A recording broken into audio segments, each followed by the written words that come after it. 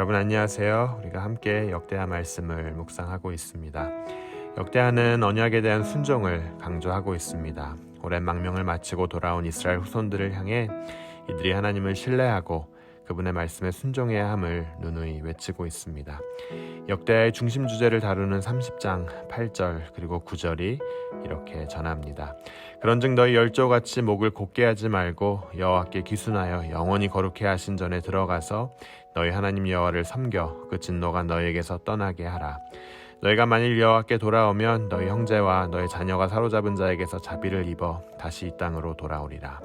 너희 하나님 여호와는 은혜로우시고 자비하신지라 너희가 그에게로 돌아오면 그 얼굴을 너희에게서 돌이키지 아니하시리라 하였더라.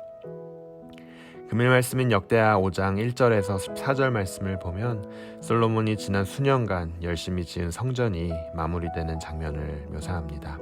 그는 7년이 넘은 긴 시간 동안 성전을 건축합니다. 그리고 이제 가장 중요한 일을 남겨두고 있죠.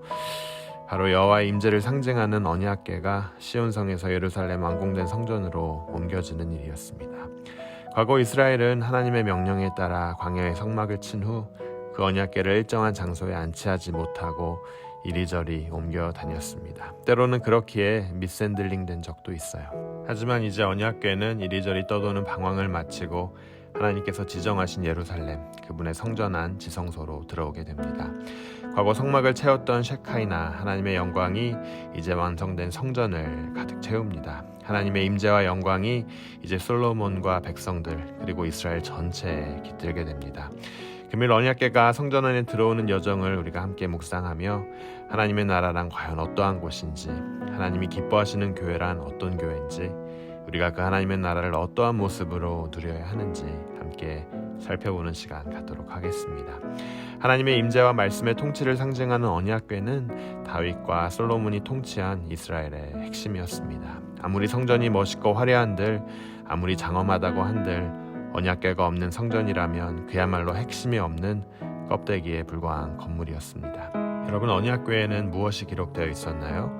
궤 안에 든 두 돌판에는 하나님의 통치 원리와 이스라엘 백성과 그분의 언약이 새겨져 있었습니다. 그렇기에 성전의 핵심은 바로 그 건물의 화려함에 있지 아니하고 성전 안에 잘 안치된 언약궤에 대한 백성들의 순종과 충성에 있었다는 거예요. 아무리 성전이 멋있게 지어졌다 해도 그 안에 모셔진 언약에 대한 그들의 순종과 신뢰가 없었다면 무슨 소용이겠습니까? 여러분, 이 시대에 팬데믹으로 인해 예배의 처소는 교회 건물이 아닌 각 가정으로 옮겨졌습니다. 하지만 그럼에도 불구하고 하나님을 향한 예배가 계속될 수 있는 이유는 말씀과 순종을 중심으로 하는 성전이 우리 각 자신에게, 각 가정에 지금도 세워지고 있기 때문입니다. 물론 교회 건물은 우리 모두가 직접 모여 떡을 떼며 예배를 위한 귀한 장소를 제공합니다.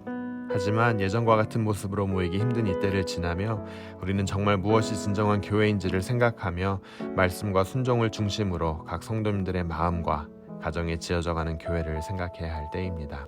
우리의 마음판에 새겨진 새 언약을 따라 사는 하나님의 사람들이 있는 곳에 주님이 임재하시고 그곳이 예배의 장소가 됩니다. 언약궤 없는 성전은 껍데기에 불과하다고 했죠. 그와 마찬가지로 성전이 없는 이스라엘은 있을 수 없는 일이었습니다. 그것은 마치 현재 임하고 있고 앞으로 더욱 온전히 임할 하나님의 나라와 그 나라에 대한 소망이 없는 그리스도인의 삶과 같을 겁니다. 상상할 수 없는 일이죠. 금일 우리는 언약궤를 성전에 안치하며 하나님께 나아간 이스라엘 백성들을 통해 과연 우리는 어떻게 하나님께 나아가야 하는지 계속 묵상해 보도록 하겠습니다. 금일 말씀 2절이 이렇게 전합니다. 이에 솔로몬이 여호와의 언약궤를 다윗성 곧 시온에서 메어 올리고자 하여 이스라엘 장로들과 모든 지파의 두목 곧 이스라엘 자손의 족장들을 다 예루살렘으로 소집하니. 솔로몬은 언약궤를 예루살렘 성전 안에 안치하기 위해 이스라엘 모든 장로와 족장들을 소집합니다. 모두 모이라고 합니다. 왜 그랬을까요? 온 백성이 함께 참여하는 축제가 되기 위해서였습니다. 특정 인물만, 특정 계층과 신분의 사람들만 와서 주님 주시는 기쁨과 영광을 독점한다면 그곳에는 참된 교회의 모습이 없을 겁니다. 참된 하나님의 나라의 모습이 아니에요.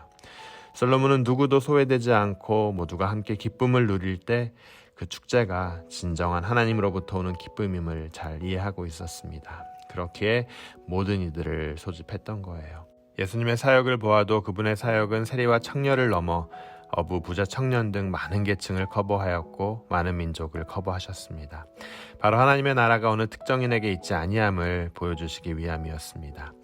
사도 바울의 사역을 보아도 마찬가지입니다. 로마서를 마치며 바울이 일일이 호명하며 문안한 이들을 보면요, 그 시대 노예들부터 왕족에 이르기까지 그의 사역이 모든 계층을 커버하였음을 보여주고 있습니다. 여러분, 하나님을 향해 드리는 우리의 예배, 예수 그리스도의 복음, 하나님의 나라 모두를 위한 것입니다. 금일 말씀을 통해 남녀노소 모두에게 임하는 그 하나님의 나라를 보시는 여러분 되시길 주님의 이름으로 축원합니다. 모두에게 그분의 아들 예수 그리스도를 선물로 주신 하나님을 다시 한번 묵상케 되시길 간절히 바랍니다. 여러분, 계속해서 말씀 보도록 하겠습니다. 금일 말씀 12절에서 14절까지의 말씀입니다. 노래하는 레위 사람 아삽과 헤만과 여두둔과 그 아들들과 형제들이 다 세마포를 입고 단 동편에 서서 자금과 비파와 수금을 잡고 또 나팔 부는 제사장 120인이 함께 서 있다가 나팔 부는 자와 노래하는 자가 일제히 소리를 발하여 여호와를 찬송하며 감사하는데, 나팔 불고 재금치고 모든 악기를 울리며 소리를 높여 여호와를 찬양하여 가로되 선하시도다, 그 자비하심이 영원히 있도다 하매, 그때 여호와의 전에 구름이 가득한지라 제사장이 그 구름으로 인하여 능히 서서 섬기지 못하였으니 이는 여호와의 영광이 하나님의 전에 가득함이었더라.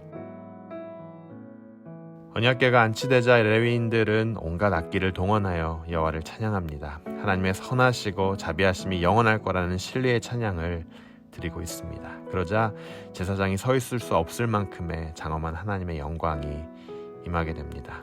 그렇습니다, 여러분. 진정한 교회의 모습, 하나님의 나라를 반영하는 말씀입니다. 만약 교회에 찬양이 없다면, 불평과 세속적 요청만 넘쳐난다면 그곳은 더 이상 교회가 아닐 거예요. 성전은, 또 교회는, 하나님의 나라는 진실로 하나님을 인정하고 찬양하는 자들의 모임인 거예요. 찬양이 있는 곳에 성전이 서게 됩니다.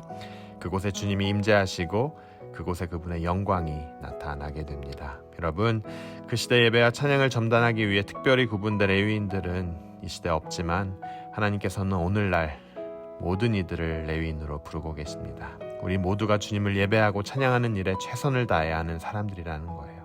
저는 여러분 모두가 어디에 거하시던지 그 장소가 찬양의 장소가 되고 예배의 장소가 되길 주님의 이름으로 축원합니다. 각 가정에서, 각 부서 예배의 처소에서, 각 목장에서 하나님을 향한 그 찬양이 울려 퍼질 때 바로 그것이 진정한 교회가 되고 진정한 주님의 성전이 되고 그곳에 임한 하나님의 나라를 통해 그분의 영광이 온전히 드러나게 될 것입니다.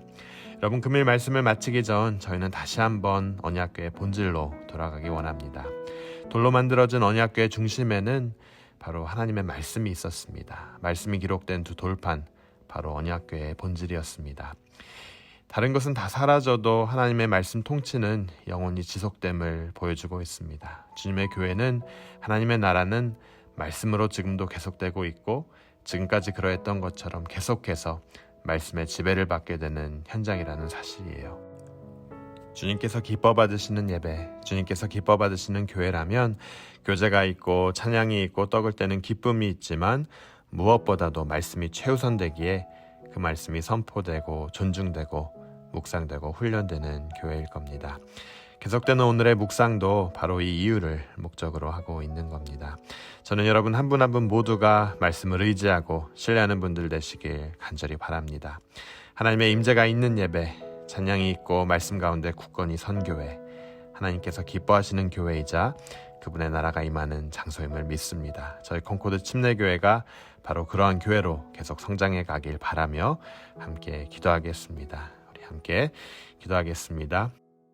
선하고 자비하신 하나님 아버지, 은혜에 감사합니다. 성전 안에 언약궤를 안치하는 모습을 보며 참된 교회의 모습, 그리고 하나님의 나라의 모습을 바라봅니다.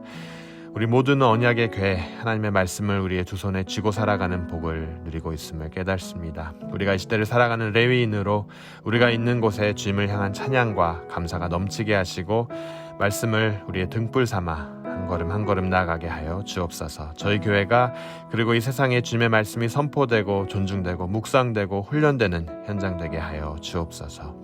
주님 소망합니다. 우리 바다 덮음같이 주님의 영광이 온 땅을 덮는 그날을 향해 열심히 주님께 나아갑니다. 우리의 삶을 지탱하여 주시고 붙잡아 주시옵소서.